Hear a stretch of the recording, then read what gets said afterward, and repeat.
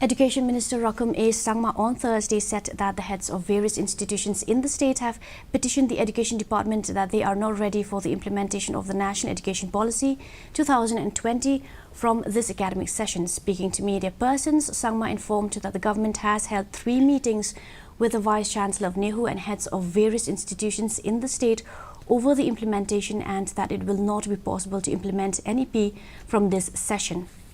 Asked about the challenges in implementing NEP, he said that the policy concept is very vast and complex as a whole. Idea behind of it is to uplift the quality of education in the state and the country. He also said that the government will focus on upgrading the existing B.Ed colleges in the state and increase the student intake capacity. Regarding the poor performance of the schools in Garo Hills region, he informed that he will be visiting Garo Hills and reviewing the poor performance of the schools. Let's wait for till next few days.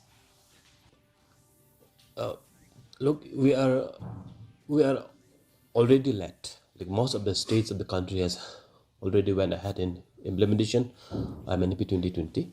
But by any means, by anyhow, we should be implementing by next academic session.